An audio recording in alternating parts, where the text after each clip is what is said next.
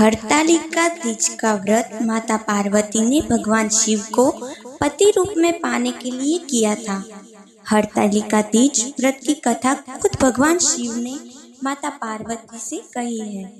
हरतालिका तीज का व्रत रखने वाली महिलाओं को इस कथा का पाठ जरूर करना चाहिए, वरना व्रत का पूरा फल नहीं मिल पाता।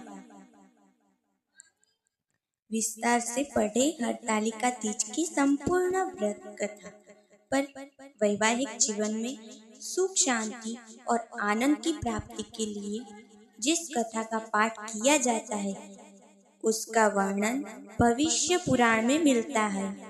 हरतालिका व्रत रखने वाली व्रतियों को इस कथा का पाठ करना चाहिए अथवा श्रवण करना चाहिए। धार्मिक मान्यताओं के अनुसार इस कथा के पाठ के बिना हरतालिका तीज का व्रत अधूरा रह जाता है। जिसके केशों पर मंदार आंख के पुष्प की माला शोभा देती है और जिन भगवान शंकर के मस्तक पर चंद्र और गले में मुंडों की माला पड़ी हुई है, जो माता पार्वती दिव्य वस्त्रों से तथा भगवान शंकर दिगंबर वेश में धारण किए गए हैं, उन दोनों भगवान शंकर को नमस्कार करता हूँ। एक बार कैलाश पर्वत के शिखर पर माता पार्वती जी ने महादेव जी से पूछा, हे प्रभु, मुझसे आप वह गुप्त से गुप्त वार्ता कहिए जो सबसे मिल के सबके लिए धर्मों से भी सरल तथा महान फल देने वाली हो। हे नाथ, यदि आप प्रसन्न हैं तो आप उसे मेरे सम्मुख प्रकट कीजिए। हे भगत जगन्नाथ, आप आदि मध्य और अंत रहित है। आपकी माया का कोई पार नहीं है। आपको मैंने किस भांति प्राप्त किया है और कौन से व्रत, तप या दान के पुण्य फल से आप मुझको वर रूप में मिले, कृपया करके बताएं।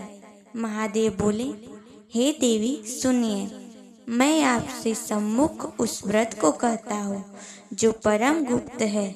जैसे तारागणों में चंद्रमा और ग्रहों से सूर्य, वर्णों में ब्राह्मण, देवताओं में गंगा, पुराणों में महाभारत, वेदों के साम और इंद्रियों में मन श्रेष्ठ है, वैसे ही पुराण और वेद सब में इसका वर्णन किया गया है, जिसके प्रभाव से तुमको मेरा आधा आसन प्राप्त हुआ है।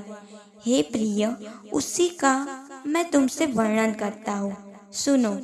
भाद्रपद यानी कि भादो मास के शुक्ल पक्ष की हस्त नक्षत्र संयुक्त तृतीया यानी कि तीज के दिन इस व्रत का अनुष्ठान मात्र करने से सबका पापों का नाश हो जाता है।